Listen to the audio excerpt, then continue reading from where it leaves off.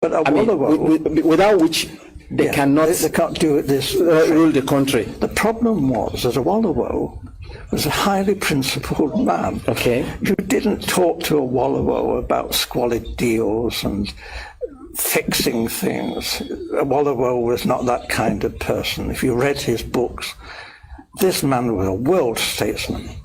And his young lieutenant, Chief Enaharo, was brilliant, absolutely brilliant. However, they did do a deal with Zik, Dr. Azikiwe, okay, from the East. Dr. Azikiwe, there was this big problem in Nigeria. It's the same big problem in America and in Britain. How do you get funds to fight elections? The candidates in Nigeria had no money, but they did have marketing boards, which were a kind of semi-nationalized industry. And they borrowed money from the marketing boards. But there was a suspicion that Dr. Azikiwe, who has formed his own bank, the African Continental Bank, was actually bankrupt. But he was borrowing very large sums of money from the marketing boards and not necessarily repaying the loans. We knew this. We had a great secret service. All the politicians' phones were tapped. All the politicians' mail was opened. Everything that any major politician did in Nigeria, we knew in hours. We watched. We knew all that was going on. Are you saying, in essence, that Dr. Azikiwe took money? He was blackmailed by the British to do our bidding. Now here is the thing here. I want you to pay attention to what he said earlier, that British want coalition with the North, either of the southern part. That they did not say, British want some of this party to form coalition. Yeah. Rather, made it very clear that the British want a coalition with the North. Do you understand the point now? Now they have to look for somebody who is not highly principled. Who is that person? Zik. Zik has borrowed money, squandered money, looted money, and they have to now blackmail him. That if you do not form this coalition with the North, we are going to put you to prison. That was not for the interest of the Igbos. That was a personal decision to save his head from going to prison. Just the thing that Tinubu is doing today. Not only Tinubu, a lot of people are doing it today in Nigeria. And that's why all of us here, three of us here, and thousands and millions of Nigerians have risen up. Indeed. I say enough is enough. And somebody is making up a video to bring us back to 1959. So that the 1959 Zik will live in me. So that I will now say, because I'm not a politician, let me go and join the politics in Nigeria and borrow money and squander money, and then I will serve Biafra and allow Fulani to continue to control us. So that you, Yomiko Eki, will say, okay, now I want to become the young Tinubu of 2021. So that they will put money into my account, and then I will go and join coalition with Fulani to continue to go to. And forget about the Oduduwa movement. Exactly. Forget the Oduduwa movement, so that Fulani will continue to slaughter Yoruba people while they are asleep. In Ogun State yesterday, they slaughter people. Yes. Now, you will not think about all these things going on now, because in 1959, the Fulani were slaughtering only the Igbos in the north.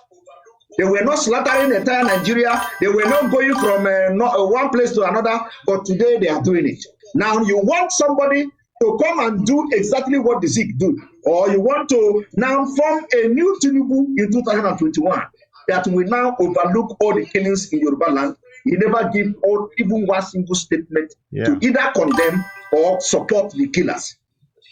That is what the people want to do. And we, the people of this new generation, will say, they are dead on arrival. Now let us listen just very few minutes and we continue. Yeah. He told Dr. Ezekwe that he could go to prison if an inquiry was carried out into his bank and his financial circumstances. However, we would not want to be vindictive if Dr. Ezekwe was cooperative in helping forward the plans that we had made in the best interests of Nigeria. Dr. Ezekwe has nothing in common with the northern politicians. He loathed the northern politicians. But Dr. Ezekwe went north, did as he was told, and what he was promised was this. The real power, effective power, would be in the hands of the northern emirs. Yes, that's it. However, it would look great if the president was Dr. Ezekwe and he was given a field marshal's uniform and an admiral's uniform. He asked, please, could he have a row of medals?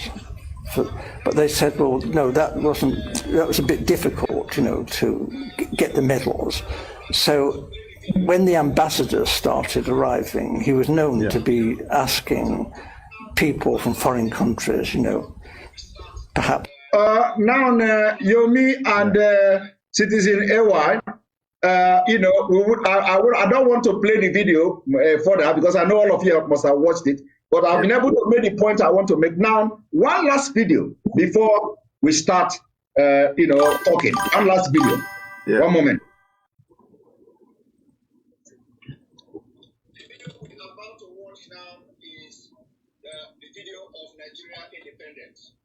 Transpired that day, and I will draw your attention to what I want you to see on that video. Let's go there. The video we're about to watch now is the video of Nigeria independence, what transpired that day, and I will draw your attention to what I want you to see on that video. Let's go there. Yeah. Lagos race course is the scene, and it's the afternoon of Nigeria's great day. Awaiting the climax, the result already.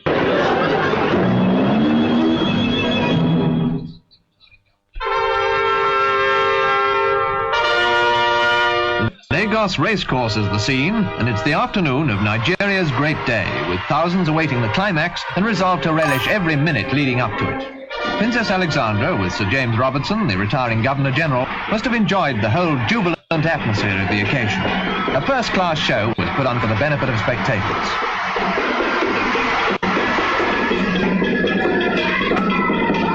Entertainers fairly let themselves go, tumbling head over heels with delight. Celebrating, however, as we all know, can be a bit exhausting. The princess was received with yells from the kids. Her friendly charm had quickly made her very popular. It was as the representative of Her Majesty the Queen that Princess Alexandra of Kent returned in the evening. She was about to hand over Nigeria's constitution.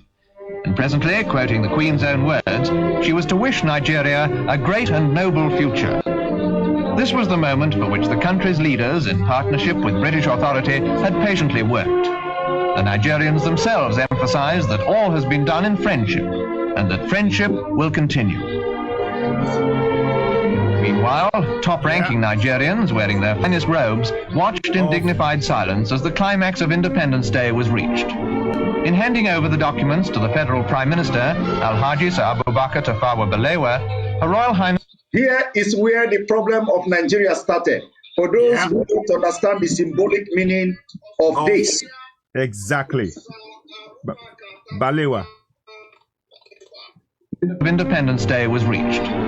In handing over the documents to the Federal Prime Minister, Alhaji Sir Abubakar Tafawa Balewa... In handing over the document of Nigeria to Sir Abubakar Tafawa Balewa. In handing over the document of Nigeria to Abubakar Tafawa Balewa, in conformity with 134 seats with 1,900,000 votes. In conformity with threatening Zikiwe to go to prison if he did not join them and carry Igbos who were blind and gullible and didn't know what was going on. In conformity with the confession of this man you just watched, they handed over the document of Nigeria to one man on Independence Day. Now, remember, we have three major figures in Nigeria.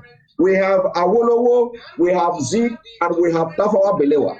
What stopped them, apart from the constitutional crisis during the Constitutional Conference of 1958, what stopped the British government from handing over the document of Nigeria to the three major nations?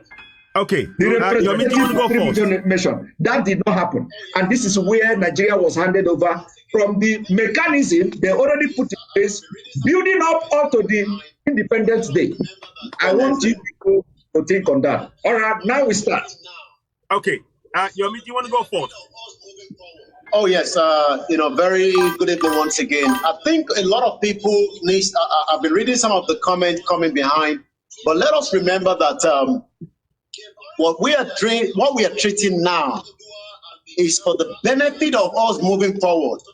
Because that video that you just played, the beginning of the video, not the second and the third one, indicate that they've already seen that a lot of us, the Oduduwa and the Biafra, are tired of Nigeria. So now they have to bring back some kind of, distorted information. And those information will now sink into, some of the, the Oduduwa and some of the, the Biafra, the Igbo, if they want to put it that way, that still believe that, we will be able to move this country forward. What we must understand is the purpose of this sit-up this evening is to say that it does not make any difference what has happened in the past. Yes, we understand there are some issues between us, but in moving forward to actualize an Oduduwa nation, Tinubu will never come out to defend the Yoruba people as against the atrocity that is being committed by the Fulani terrorists on the Yoruba people. Let's give an example. If he's a true leader, we've seen all the atrocity happening across the Yoruba land. 4 northern governors flew in from the north to represent their people in Ibadan, to indicate to their people that we are totally behind you. And we saw what played out in Shasha when they visited both the Bale and the Seriki that is in Ibadan. So a lot of us must understand that when video like these comes out, when article of the same that came out yesterday telling the Yoruba people that we are husband and wife together, I don't understand what kind of husband and wife where there's nepotism in the system. Let's go back to when I wanted to get into the secondary school. You must have a certain cutoff mark as the Southerners before you can be allowed to get into a particular school. But those in the north will be allowed to get to Unilag with less than 0%, but a Lagosian will not be allowed to go into University of Lagos even with a very good cutoff mark. Let's take you back to 1953 when we were just talking about this independence. As at 1953, we only have one person that has kind of gone into university from the northern side, where we have about 1,000 Yoruba people that have already graduated. And now the question we should be saying to ourselves this evening is, do we want to be part of this contraction based on this video that has been used, circulated among different WhatsApp groups? Yes, we are not disputing, and I'll say it again on this platform. I've said it so many times on my platform. When we have a Yoruba nation, just the same way I have lived in Europe for over 20 years, I have respected the law and the constitution of UK. And that means that if we have a Yoruba nation, the Biafra will respect our constitution based on what we have written down. There's a couple of things I want to say. Fraudulent constitution that does not guarantee the lives of Yoruba man, every Igbo man, I'm going to hear me well. Please, lend me your ears. Lend me your ears. Now, I'm going to say this very slowly. Now, There's a couple of things I want to Tinubu say. is the Zik of our times. Every Yoruba man, every Igbo man. Did you hear me? Hear me. Tinubu is the Zik of our times. For his own personal gain, I'm going to say he's prepared to sell the whole Yoruba people. Is the Zik. Are you hearing me? Time. If you watch the video that Simon just showed us now, Zik sold his people for his own personal gain. He's prepared. That's point number one. Yoruba people. I don't say this out for hatred. These are the facts. We don't want 2023 elections without changing the constitution, without having a referendum. But here we have people who are behind Tinubu propagating that 2023 elections, despite the fact that the constitution is a fraud. That is why it is similar. Are you all listening? It is very, very important. Yorubas and Igbos and Middle Beltans, the generation of today, we are not playing that game anymore. We are not playing that game anymore. We can develop in our own land. And we can demonstrate it. We are doing well all over the world. Igbos, Yorubas, Middle Beltans, all over the world, we overachieve. And you're telling me we can't achieve in our land? The only reason why we can't achieve is because the Fulanis, in the symbolic handing over. You see, symbol is everything. Oh. Symbol is everything. You see the minute that when the Queen, whatever, Princess Victoria went, whatever her name was, Alexandra, when she handed over the reins of power to Tafawa Balewa first, that was the sign. That's the symbol. You see, symbol is so powerful. You won't even know it's happening. You will think, oh, it's nothing. But it's symbol. Because it's a reference point. It is a reference point that those who benefit from that symbol will go to time and time and time again. What are the Fulanis doing? But it's symbol. You know what? Because we were the ones who were given the first things. So we must be in one control.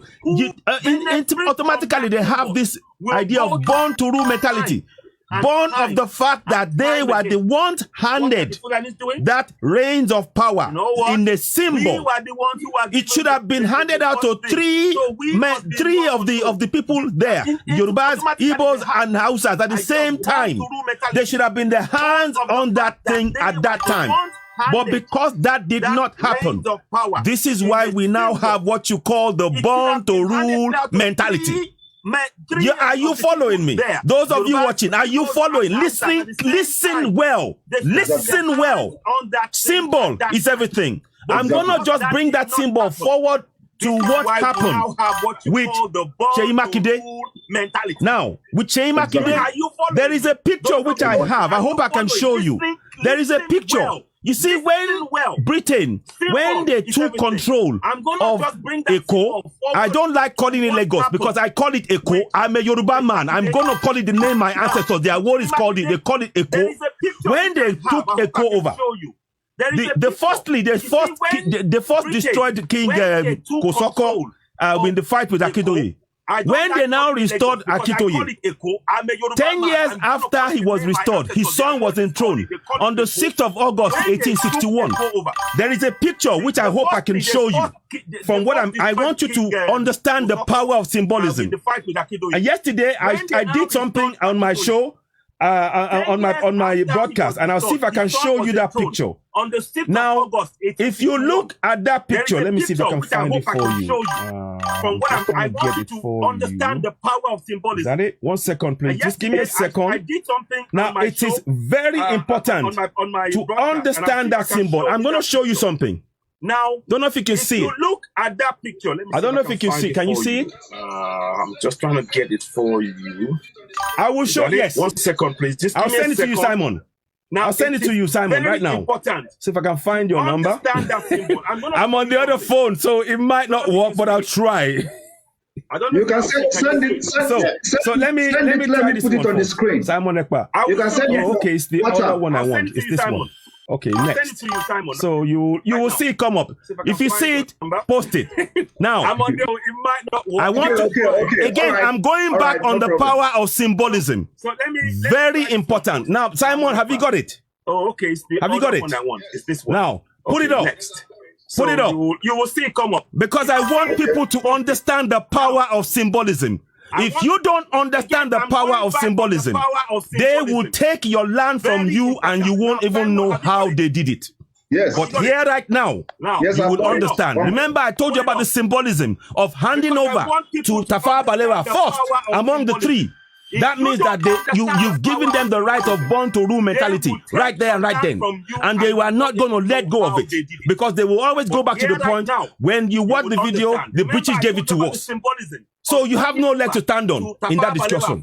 And that's what they will hold on. And let's not forget also that the concept, the census was a fraud as explained by Harold Smith in another part of the discussion.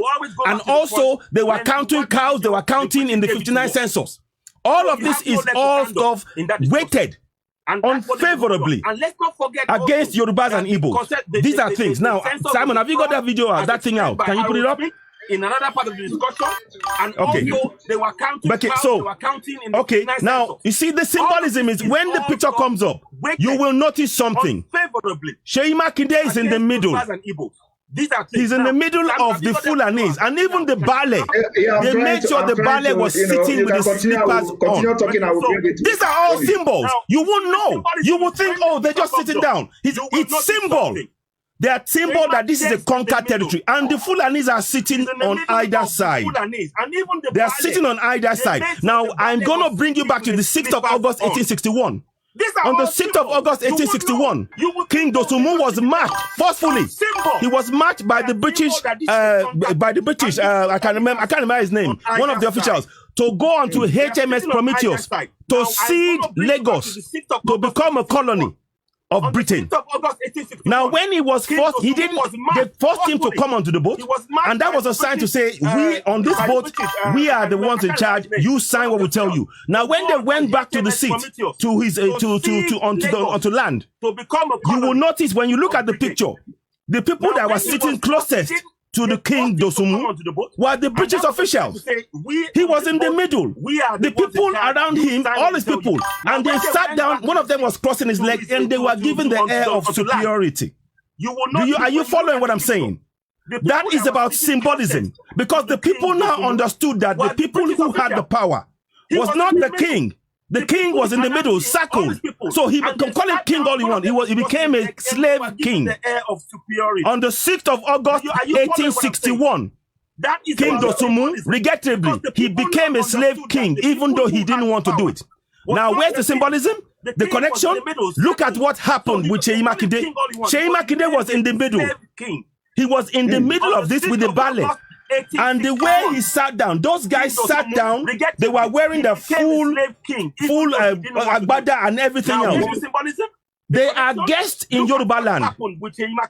And they were made to be like kings of Yoruba land. They conquerors. That is the symbolism I'm talking about. But people will not read that. And that is why, Simon, if you do get that picture up, I will show it again. I want people to understand the power of symbolism. And if you look at further pictures, thanks for showing the pictures I saw on your broadcast yesterday. The picture where Sheyi Makinde was standing with the northern governors. He was in the back. These are symbols. They are subliminal messages telling you you belong in the back. And when they take that picture, the people will subliminally accept that. So before you even start a war, you've been defeated. Before you even start to conquer, you've been defeated. If you don't understand the power of symbolism, that right there is a powerful message that we must begin to counter. And we are doing it. We are doing it by exposing this. We are doing it.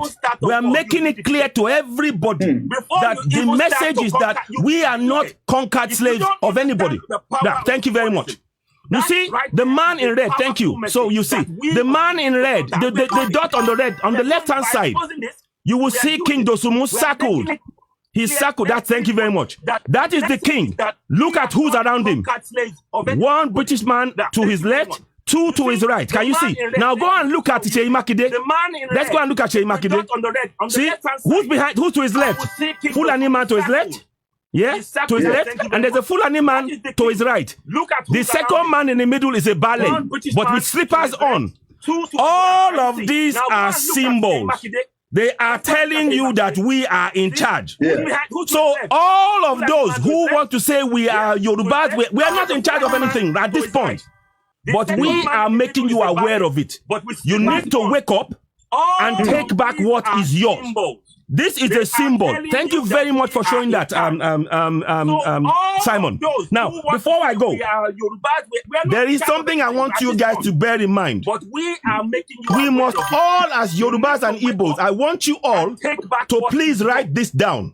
We must all watch The Journey of an African Colony by Olasupo Sasori. I recommend it. If we can start burning that video, clips of it, putting on CDs for our family, because our history has been hidden. It's been hidden from us. People are believing the lies of these people in power. The Olasupo Sasori, The Journey of an African Colony, exposes all of this. You can watch it in camera. You can replay it. You can freeze frame it. Our youths need this. We need, as soon as our kids are born, as soon as they can start reading, we need to tell them that story of the journey of an African colony, written by Olasupo Sasori. We are on talk to see how we can get this actually something that we should do, on a large scale. But right now, those of you who are abroad, I'm sure you've had it. Watch all the 7 episodes because it tells you the real story of Nigeria. It exposes all the things, and even the Fulanis don't understand. In 1906 and 1907, Lord Lugard, he led men into North to kill all of the leaders. Because it tells you the he led, they were slaughtered. There was bloodshed. They were conquered by the British. These are stories that you need to learn and understand. So it's up to the Fulani to either accept that reality and begin to actually work against it, but hopefully they will learn. That's the story that they rarely discuss. They're so focused on this Madam Fodio thing that this is a bigger existential threat to even themselves that they don't realize. But we will park that to one side because you see, preservation of ourselves as Yorubas and Igbos is our own priority. When we've got ourselves secure and safe, we can look at extending with them, but right now, our priority is to save ourselves. So I wanted to talk about that. Now, the other thing I wanted to talk about was, so I think, I've covered everything. I'll stop for now. I will stop because Simon, I want you to carry on. Thank you. When we got ourselves secure and safe, we can look at extending with them, but right now, our priority is to save ourselves. So I wanted to talk about that. Now, the other thing I wanted to talk about was, so I think I've covered everything. I'll stop for now. Simple. Okay. Simon, I want you to carry on. Thank you. Yes, thank you very much, AY. This is very strong point you raised. And one of the strongest points you raised now is that Tinubu is the Zeke of Yoruba land today. Yes. That's a fact. Simple. That's a fact. Now, what we'll be looking at now is, first of all, do our people in the South know the motive of the Fulanis? Did our people understand the agenda of the Fulanis and still hoping for 2023? Now, I want that we discuss on the motive and agenda of the Fulanis. But before we go, I want to play a video. Our own is always video to prove we are not just talking. I am going to play a video of a Fulani, of a northern governor, serving governor, saying today, 18th day of February 2021, that the bandits are tired. Bandits are tired, that Nigeria needs to help them. Now, I want to play the video. One moment. I want that governor discuss on the motive and agenda of the people. Before we go, I want to play a video. Bandits are tired. Sorry. Yes, I came in this evening to thank Mr. President for his quick response to the plight of Nigerites following this is the governor of Niger State. 2 serious abductions, kidnap incidences. Earlier on today, the Inspector General of Police, the NSA, and 3 ministers on behalf of Mr. President came to commiserate with us in the state. Secondly, I also took time to brief Mr. President on the events as it happened, and at the same time we rubbed minds on what we think should be done I get it. I'm trying so to that we find an everlasting solution to the problem.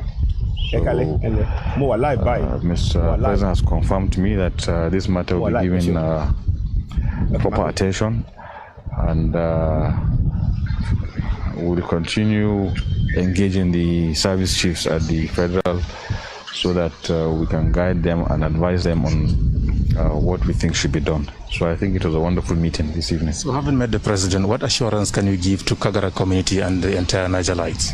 To be honest, I'm very convinced from what Mr. President told me, and I feel I have seen the presence of the military in Kagara. I was there today, and I also request for some additional personnel and equipment, which I believe will be granted any moment from now. So with the recent happening, what will you say, what can you suggest as the best way forward towards finding lasting solutions to this problem? Right now, our immediate priority is to get the kidnapped victims released. After that, I think we must have a long-lasting solution to the farmers-herdsmen conflict. Then I also understand some of these bandits are tired. They need to be looked after. They need to be we need to train them, to engage them. Did you hear that? That the bandit, we are hearing your background though. That the bandits are tired. We need to, I don't know. Train them, engage them. The bandits need help. So this is what is coming from a governor of the governor of Niger State. Let us play it again so I will know the exact word again, because I have one moment.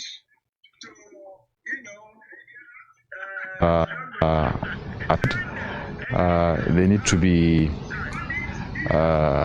be looked after. They need to be we need to train them, to engage them. Okay, that they are tired, that they need to be looked after.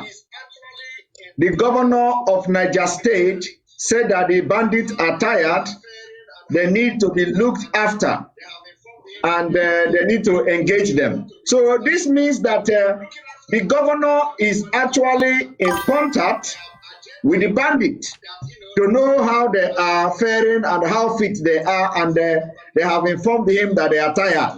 So they want to be looked after. Looking after is to give them more money to buy arms, because they have agenda that, of course, they are calling them bandits. We know they are not bandits.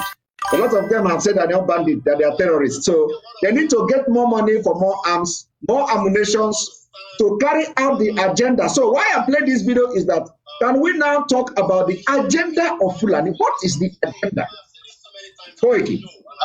I think a lot of our people still don't understand that according to information, 1,000 years from today, and I've said this so many times on my show, and I'll repeat it here, 1,000 years from today, we cannot change the mindset of Fulanese. So let us first put that on the side. So that means if I am the 5th generation, that means, God spare our life, long life, and by the time I'm 100 and 100 plus, I would definitely have to go back to the creator. And that means the next generation after me will have to run another 500 years. And even after that, we cannot change the mindset. But what is it that we are not changing? What is actually the reason behind, these atrocities? Is it just, people looking for the land? Are they having a different agenda? If we play back to history, we can see that the world Yorubas or the Oduduwa might become something that we might not be able to see again in the next 1,000 years. So that means I might become, when I say my generation might become where we are no longer we will go into what they call extinction. And if those that understand big English and can break it down will know that by the time we go into extinction, we will not have anything to have us to say that my generation have been here before. Now the question is, does the pepper seller, in Shasha understand, this game? Now they probably wake up one morning, the tomato that was being sold in the market that is not up to standard eventually led to so many atrocity. But what they do not understand is these people are literally moving us away, and that means, people like us that have lived outside the country, 40, 30 years, people cannot come back home. And if you can't come back home, that means you are going into extinction. That means the generation that you are giving birth to in UK, in America, in Canada will eventually not even remember what we call home. Now, let's talk about those at home. What would eventually happen to them? They would have to now adapt into a different system. And those are the systems that, symbolize what Citizen Ewa was talking about earlier on. Where, you look at, the ballet that is meant to be the one controlling, the resources of Shasha area, the ballet that is meant to be the one to know more has now become less powerful than the Seriki that was installed on top of them. The question now is, can we change these? Can we work with these?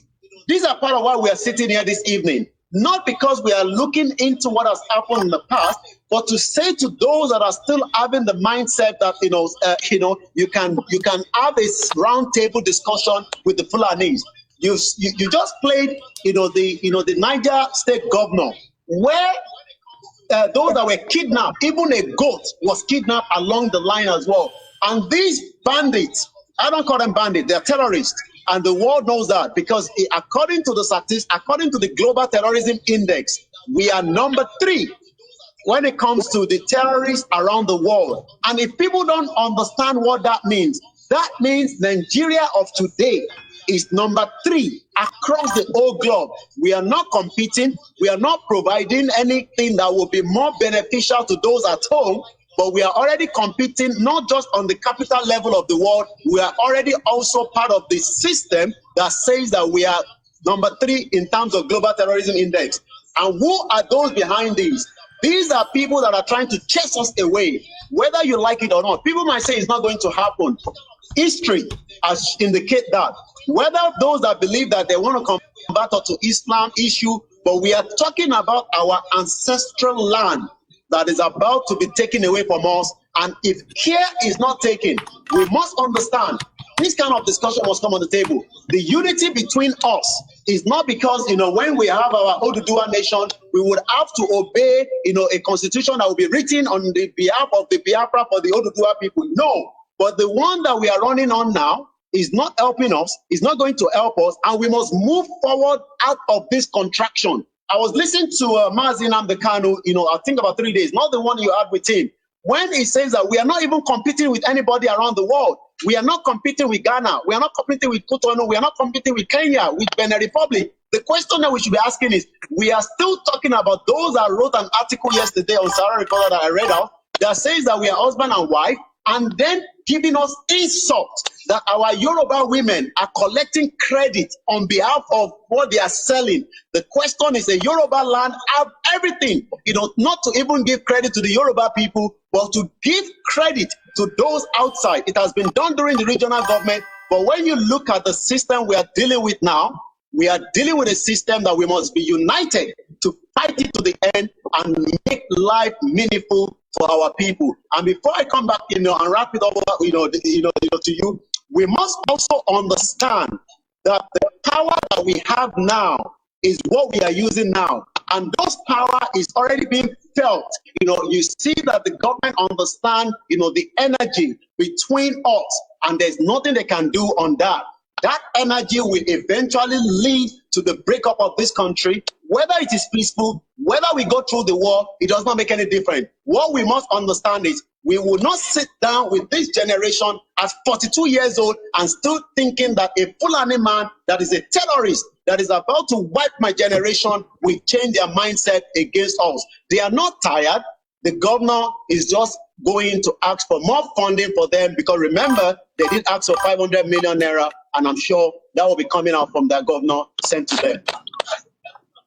Thank you very much, Yomi.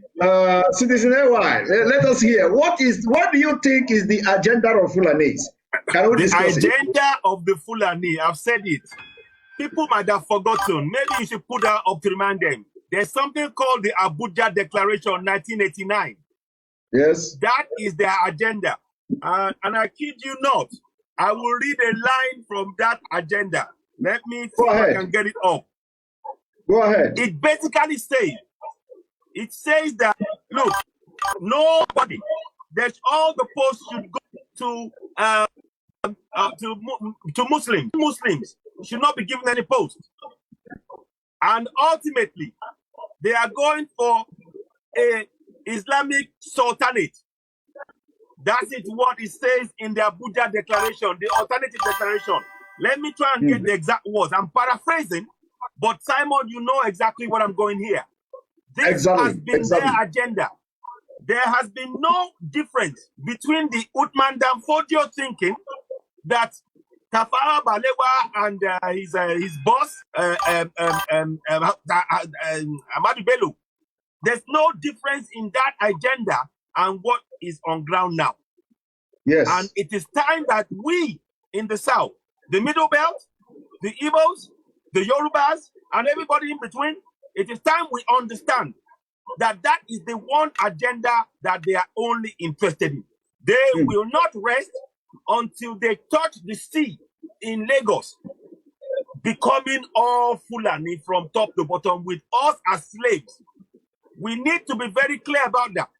So if you are talking about one Nigeria and you're a Southerner, be very clear that that one Nigeria requires you to submit yourself as a slave, like Sheyi Makinde is doing, like Dapo Abiodun is doing, like Akeredolu is doing, like Asonwo-Olu is doing, like Tinubu is doing. It requires you to submit your people as slaves to now serve the purposes and the whim of people who are less than 10 million of the entire population of contractor Nigeria. Can you see that this does not make any sense? And we cannot continue to impoverish, allow our people to be impoverished in our own land. It is one thing if you go into a foreign land and you are being mistreated. I can get that.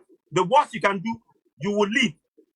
Where do our people go if we do not stand together? Igbo, Yoruba, Middle Belt. If we don't stand together and confront this, we are about to be conquered. And one more thing I want to add to on top of that. The Fulanese are being taught this. When I talked about the symbolism, this is the masters of this are the British. And they are teaching these people these moves. And of course, the Fulanese are adding to it takia. In everything the Fulanese do, they promise you everything. That is why Tinubu, regretfully, is my elder, but I will say it is gullible. They will promise him everything. Whatever you want, whatever money will just give us, just get your people to submit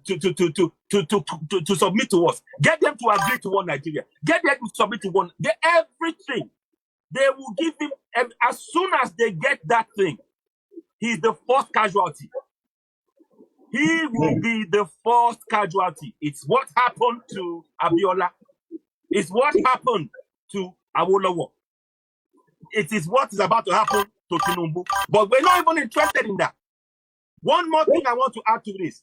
Bala Mohammed, the governor of Bauchi, said, he says that the Fulanis are allowed to carry AK-47 because of cattle rustlers. Excuse me. So who are rustling the cattle? So if you are talking about so, and they're not herders, they are terrorists. These guys are terrorists. They are Fulani terrorists. If they are allowed to carry AK-47, what about the farmers in whose land that these Fulani terrorists with AK-47 take their cows to destroy? I was watching the program, I was watching a video today. A man in Benue, I think on Niger, was talking about that he's every time since 2016, they've been coming in and destroying his crop every year, losing thousands and thousands of naira with nobody compensating him. And this is happening all over the south. If they are telling us that the Fulani terrorists can walk around with AK-47 with impunity, destroy crops. So tell me, why is it okay for the Fulani terrorists to walk around with AK-47 in the farm of the people who are farming for themselves, managing their own business? But it's not okay for those people with the farmers to have AK-47. Why? Can they explain that to us? Why? We need them to come and go on TV. Don't even tell me. Let them go on TV and explain to us why a farmer whose crop has been repeatedly destroyed by this same Fulani herdsman. He was talking about Fulani terrorists. And the man said one more thing. He said, when they move to a new area, the Fulani terrorists have now moved in to the same place where they are farming now to secure themselves, to start doing the same thing all over again. But you won't hear this government talk about that. So I want those who are talking about one Nigeria. You understand something? I'm telling you, you are one Nigeria. If you're not careful, that one Nigeria will kill you and your family. If you're not careful, that one Nigeria will kill you and your family. They will abduct you, they will kill you, and this government will do nothing. Exactly. They will do nothing. I'm going to stop there for now. Over to you. Thank you. Thank you very much. Thank you very much. And of course, when you look at this whole thing, it is because of the conquest of southern Nigeria and the Middle Belt. It has nothing to do with any other thing apart from grabbing your land, ancestral land. And let me now bring to the screen one of the governor of northern Nigeria, what he has to say. The governor said, like as you are looking at the screen now, he said, bandits are not criminals. I do not understand where the man,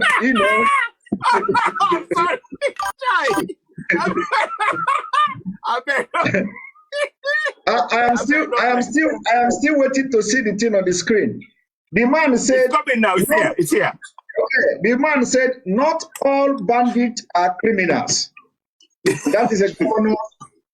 That is the governor of where is the governor of Zamfara State?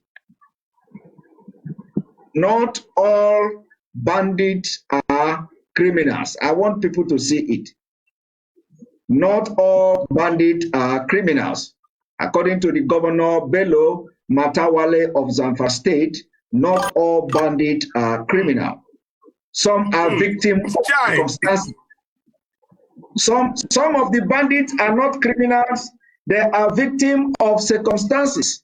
You see, and this is just to show you how far they can go to protect their mercenaries, to protect the people that are fighting for them, to protect the people that they are using to conquer the rest of Nigeria. And then when they come out, they will be shouting, don't worry, but Nigeria is going to be good. We have to look at the security. We have to do this for the security. We have to do that for the security. And they will continue to deceive the politicians who only are interested in the money they get in the politics, while the people of the North are not interested in the money. They are giving the money, they are grabbing your land. As I'm talking to you today, do you know that they control the Niger Delta oil? All the MDs are Fulanis. As I'm talking to you today, do you know that in Lagos State, one of the biggest controller of the Apapa Wharf is a Fulani man? Do you know that the emir of Lagos own one of the biggest company in Nigeria, Port Authority in Apapa. A lot of people do not know this. A lot of people do not know that a Fulani emir is settling land dispute in Yoruba land. A lot of Yoruba don't know this. How can a Fulani man come to Yoruba land, to Lagos, and then you, Yomiko Iki, you, citizen AY, you begin to fight for land? A Fulani man, you will go to him to settle your land in your own land. Yeah, so that was part of what, sorry to buttress there, what was happening in Ibarapa. The Seriki in Ibarapa was so powerful that he has now become, a landowner where people go in, just like you're saying, when people have problem with the land, and a lot of people will remember, especially those from the Oduduwa, will remember that video. That video generated a lot of, conversation when the woman was shouting, yes. So she gave a land, to be processed, by the Seriki. I'm talking about the one that, we eventually chase away. And just like the question you ask, people do not understand the havoc. Let's assume that what took place, that I witnessed in Ibarapa, about 3 weeks ago, has not happened. That means this guy will still be there. Let's now add more years to it, maybe another 30 years. He might have died, but his children will continue with that legacy. And that means one day, the whole Ibarapa will no longer be in existence, and that will then become another territory that is being controlled. So our people must wake up and understand that this one Nigeria is not going to work, and they will do everything to bring disunity among those that wants to live in one Nigeria. Who wants to live one Nigeria? The Middle Belt wants to leave, the Biafra wants to leave, the Oduduwa wants to leave. And they must understand that, the Arewa cannot hold us back just because they want to keep one Nigeria. I'll come back again to you. Exactly. Thank you very much. And again, I want to, in Biafra, we have the people who have actually looted, looted money, killed people, committed all manner of atrocities, and we have a way of fighting them.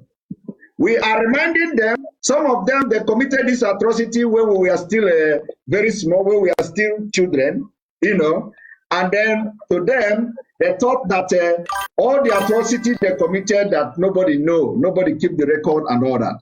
So today, this our generation have all record of everybody, especially those from Biafra.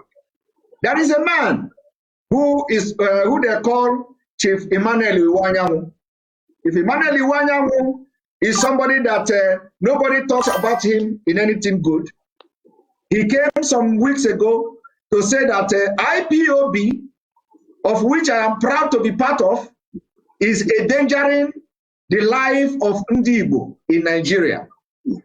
So we decided to remind him of whom he is. And then, of course, it has not ended though. We reminded him that all the atrocities he committed, we will give him 14 days to begin to revisit the road he collected the money since 1980-something till date. He has actually endangered the life of Ndi Igbo more than anybody, more than Nigeria, because people died. People died on the road he refused to do. People died on the road he collected the money and refused to build the road. Today, let me show you a video where he is talking like a chicken. Here. So why I'm showing you this video is that we are not only, our own is that we will tell you this a struggle for survival, a struggle for freedom is a matter of life and death. Yes. You have to put everything you have. Now, he has come today to begin to speak in a different language. We have not even done anything to him. That is, I want to show you exactly how it is done. Now, I want you to listen to him today. The greatest danger to the unity of this country, to the breakdown of this country, is not Igbos. It's not IPOC. It's not Biafra. It's not even Yorubas. It's not the just. It's not a real wiving. It is the husband.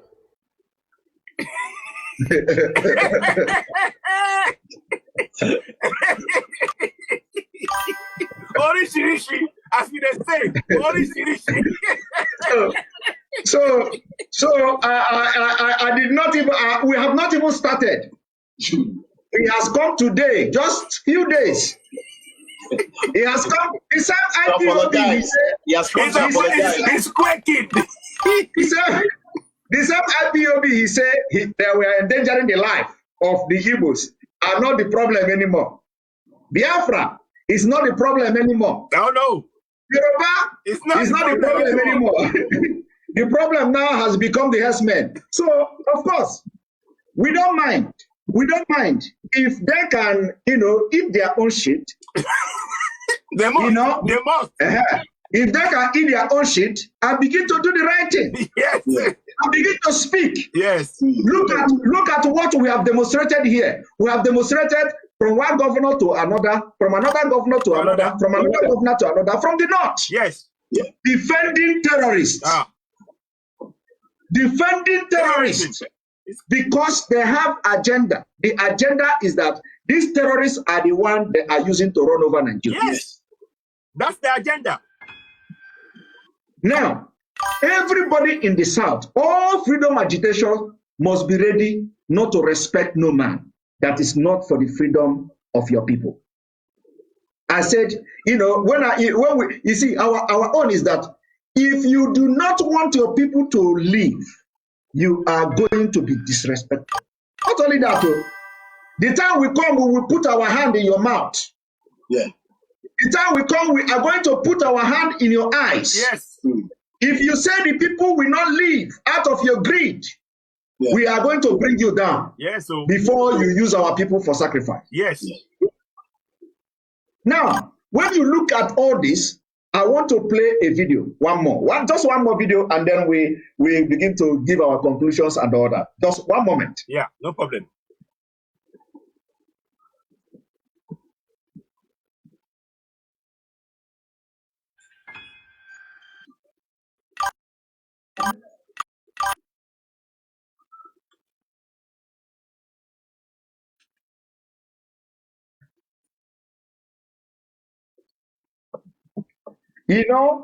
I told you people one time ago that when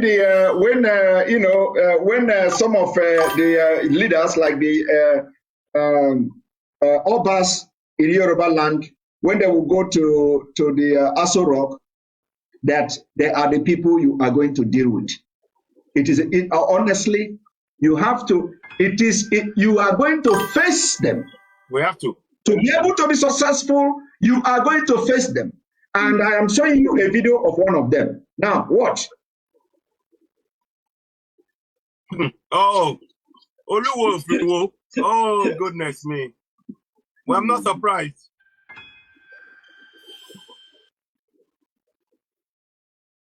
I have replicate is I have made an announcement that any Fulani who is willing to relocate, they are being chased anywhere, can relocate to Igbo. And my own plan is to give them an identity. Their data and identity. I will take their pictures, take their names, and give them identity card, which it will read Fulani Igbo or Hausa Igbo. And also, from there, we'll start our own people too, who are Yorubas. We can have a database and identification process for everybody. Hi, are you people hearing a new Afonja in Yoruba land? Yes, so this man is going to be worse than Afonja. Well, we won't let him. We won't let him talk. He said that he has invited all the Fulanis that are being chased away, that he's going to give them identity. That he is going to give them identity. Do you know that giving them identity means that somebody from Chad, so a Fulani from Niger, Fulani from Central African Republic, all of them will come to get identity in Igbo, in Yoruba land. And he didn't end there. He said he is going to have Fulani Iwo. Do you understand the grave? Yeah, it is. It's crazy. They are going to have Fulani Hausa Iwo. So, like we are having Fulani Hausa Fulani, this man now is championing Yoruba Fulani race. What he want to do now is that in the Iwo land, you are going to have Yoruba Fulani. No way. No way. So this, let us even listen to him. We are not accepting that. Right. And I will have, I can identify people who are around me. And if there's any, when somebody knows that you took their picture and you took their something, they know there's an awareness that I'm conscious mind. I have to. Right. That's what identification process. Identification process is very, very good, and I believe the federal government should, and we should take care of this pool and need more. Put more funding, what's it called, in our community. When there was a problem in Niger Delta, we did for them. Did you hear him mentioning to put more funding in their community? And then he made reference to Niger Delta, comparing Niger Delta amnesty to terrorist organizations that are coming to take over your ancestral land. No. Is the Niger Delta and is the Niger Delta fighting to take over anybody's land? No way. No way. A big mess. He's not speaking for Yorubas. Let me say this categorically. He is not speaking for Yorubas. He is a Oba that has chopped a fulefu, as you Igbos will say. He don't na a fulefu. He is not speaking for Yoruba. He's not speaking for us. He's speaking for his pocket. They stopped his pocket with money, and he's not speaking for us. We reject everything he's saying. Am I correct, Yomi? Am I correct? Oh yes, not just that alone. I mean, this man is talking to give identification to people that have already coming into our porous borders, and those that will then end up coming more. And the question is, just like we said, by the time they settle down for another 30 years, they'll probably have to chop his head out of his body and then take over that Iwo land. But I'm sure, these are more reasons why our people must understand that he is one individual that we have been following for a very long time. He wants to change even our culture, by thinking that, he is representing the emir rather than representing the Oba, that we have in the Yoruba land. And that alone is a big problem. And I'm sure this man is more after the money than rather after the people. Now, let me just add this again. I said this to Simon behind scenes, but I'll just for a few minutes. It's important to understand that in 1979, our kings were stripped of their constitutional powers, and they have not been restored since then. They haven't. So this man is not only powerless, but the Fulanis are using him to try to get us to be coaxing and agreeing with their own plan. And then they will use it to say, oh, it's one of us who said it. So they are happy to go along with it. So they are playing Takia. They are playing a clever game that we must not fall for. This is all a ploy. And to a man, woman, young, old, every Yoruba person on this planet, on planet Earth, we must unequivocally reject what that Oluwo of Iwo is saying. He is talking out of his behind, and we reject everything he's saying 1000%. And me, as long as there's blood in our body, me, Yomi, Koki, and others, we will resist this. Fulani can go and relocate and have their land in the north. If a Yoruba man dares try what the Fulanis are doing in the north, they will kill not only that man, they will kill his entire family. The entire Yoruba neighborhood will be finished in one day. The emir will call all of the Fulanis to go and circle that area, and they will kill every single man, and they will rape the women. So we say no. a categorical no. We are rejecting this without even it's not even a question. I'll stop there for now. Thank you very much. Thank you very much. Thank you very much. I also, before I play the last video, I also want to draw the attention of our Yoruba brothers to what is going on in Lagos. In Lagos today, you have Emir Sanusi Lamido in Lagos. Man. Now, people are not asking questions. What is Lamido doing in Lagos? Taking refugee in Lagos. He's gonna go. He's going. It is. We are using this opportunity now to call the attention of all Yoruba warriors to what is going on in Lagos. Yes. Lamido is in Lagos, taking refuge. Is it that there is no other state in the north where he can feel comfortable? Let me just tell you people one story. What is going on in Lagos now is that Emir Sanusi is gathering momentum of the Fulani Emirates and the Emirates and Caliphate. Exactly. Gathering the momentum, any prominent person visiting Lagos will go and pay homage to Emir Sanusi. When you go to his palace or whichever place he is in Lagos, you will see that Fulanis and the Hausa people are, they are sitting on the floor, rounding him like a king. And anybody that comes to this, I'm telling you now, is a fact. Yeah. Anybody that comes to Lagos, any prominent person, international person, any foreigner, any white prominent person coming to Lagos will say, "Let us go and pay homage to Sanusi." Now, on what ground? On what status? What is the agenda of Emir Sanusi to stay in Lagos and people are paying homage to him? I want people to pay attention to that. There is something more deeper than staying in Lagos taking refuge. It is not taking refuge. It is all about the agenda of the Fulanization and taking over the entire Lagos. Lagos is the biggest target of the Fulanis. In addition to the emir you already have, you see what happened in the EndSARS. Oba of Lagos is powerless. Yeah, totally powerless. Completely powerless. Sheyi Makinde, this Sonwolu will go to the emir, Fulani emir, to pay homage to Fulani emir. The Seriki. As to Seriki, it is happening. Now, let me play the video before you continue, AY. Now, this video you see now, it will be on. This is a video of the Seriki, is it the Seriki or Sekiri in Oyo State, right? Sakin something, yeah. In Oyo State, where over 6,000 Fulanis were accommodated.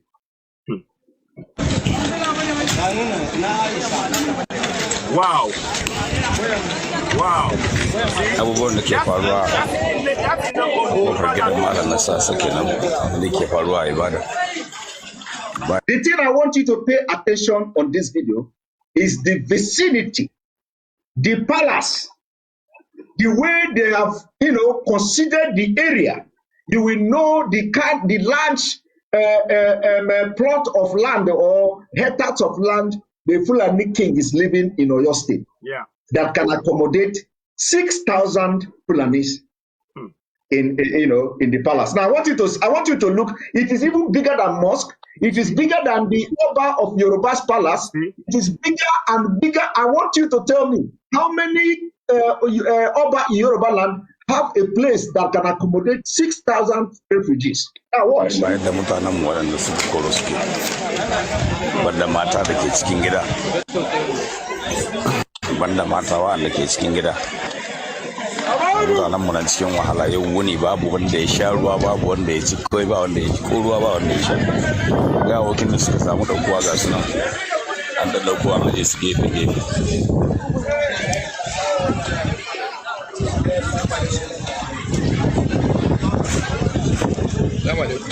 Alaikum salam.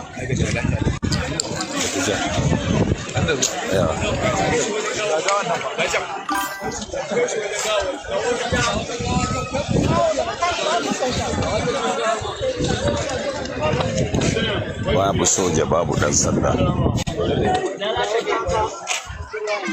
When you look at the area, you find out that the entire area has been Fulanized. Ɗaya daga cikin garuwakin da banda waɗanda ba a ɗauko a cikin daji ba sa ɗaukowa.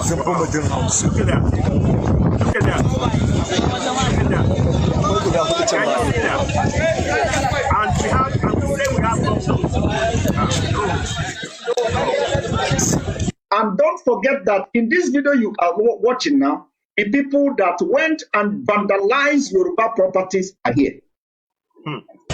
Yes.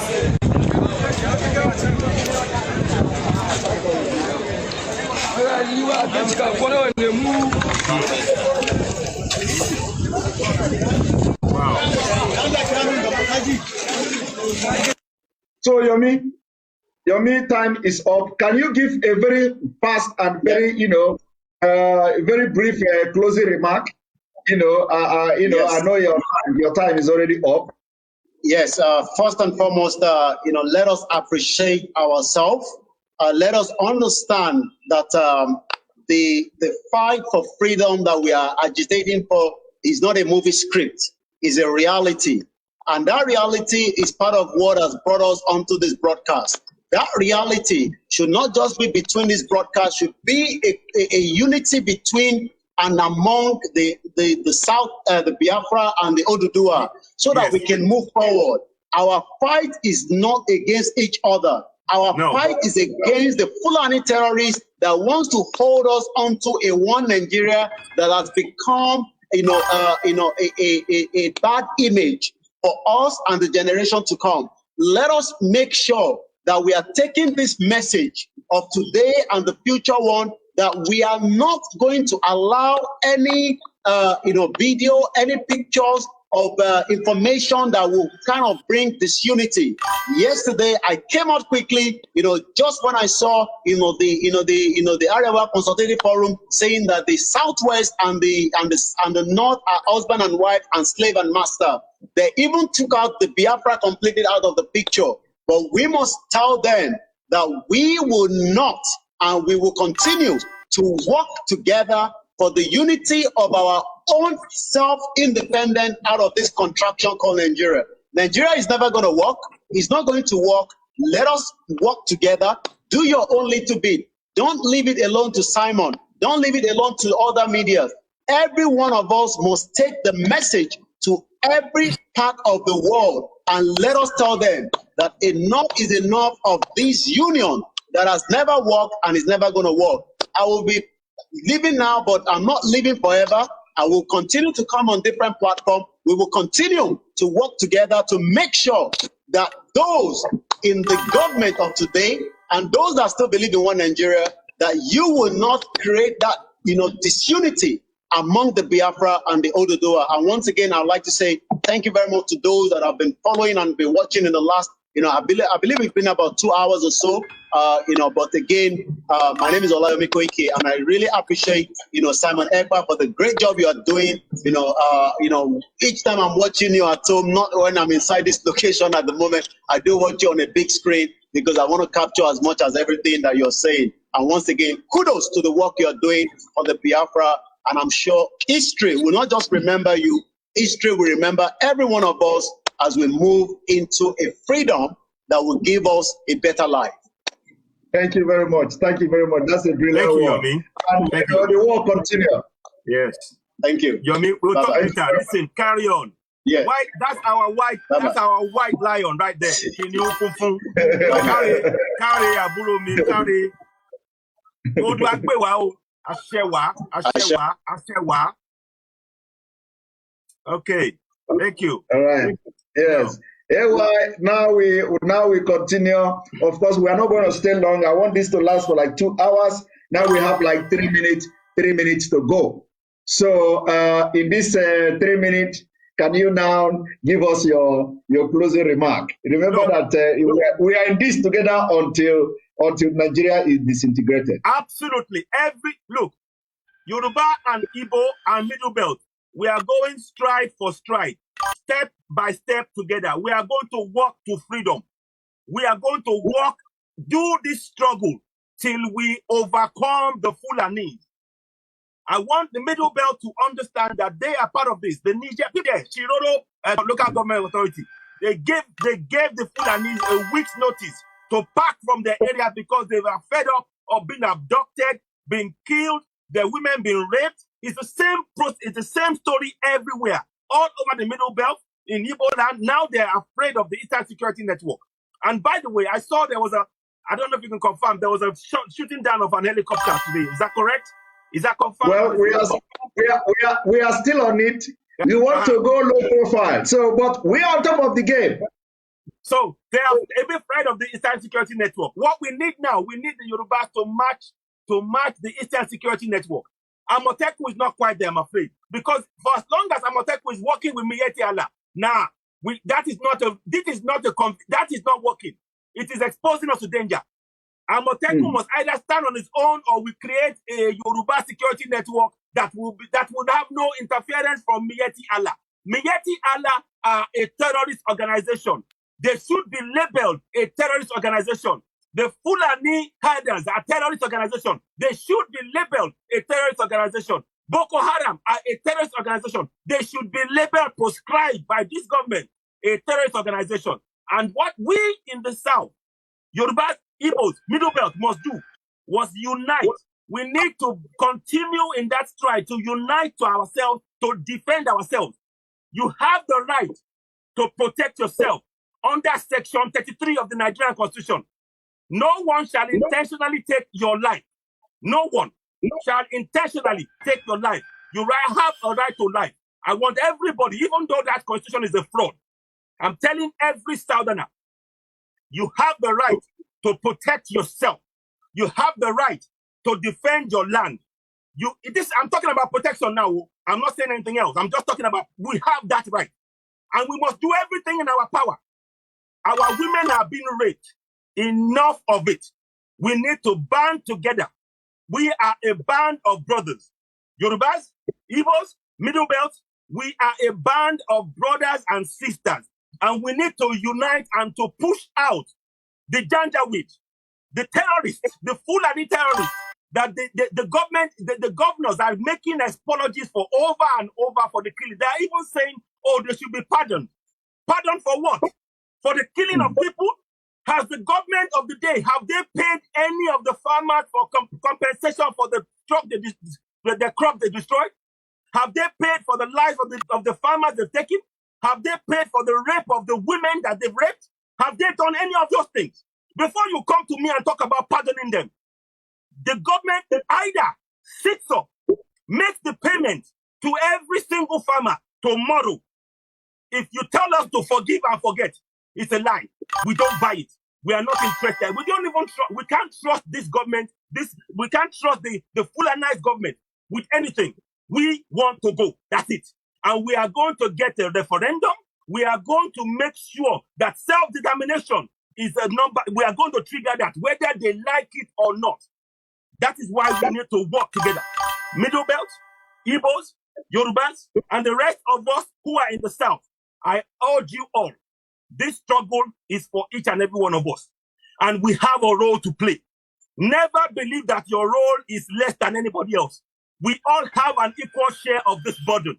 We must carry it. We must go forward confidently, knowing that in our Father's land, no one shall overcome us.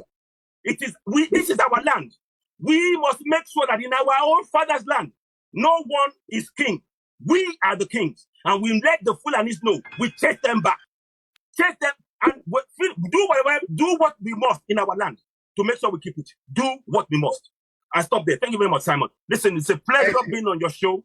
I can't wait for us to do this. We do more shows. And I want people, to just continue to support yourself. You're a great, great, great champion. And I hope there's more for us to do, building forward as we go on. I'll stop for now. Thank you.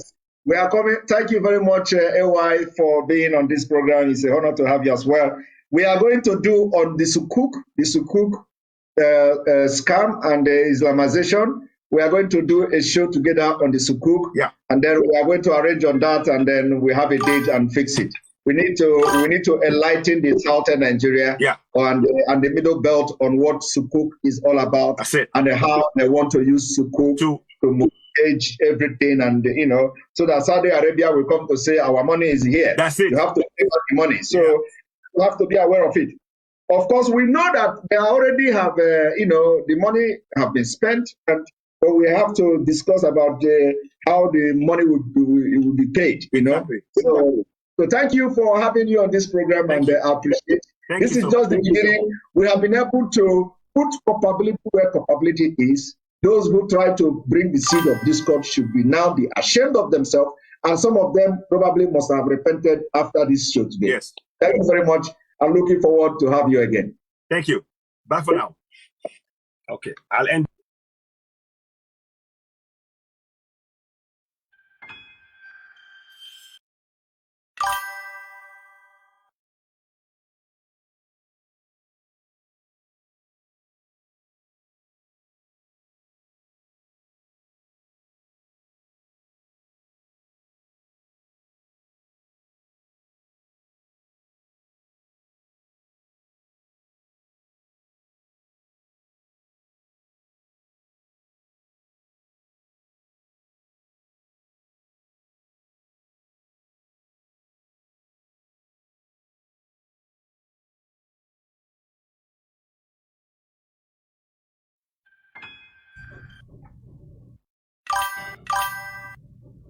Hey. Oh man. Sorry. What's happened? I can't hear you. Oh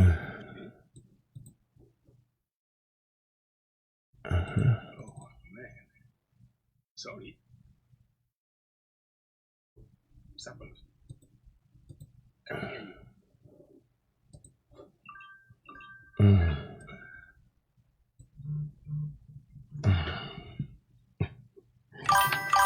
Hello, Emma Binu. Hello. We just finished now. Emma Binu. I say check party. She.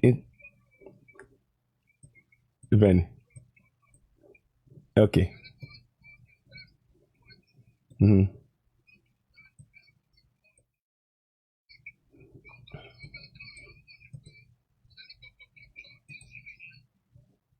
Mm-hmm.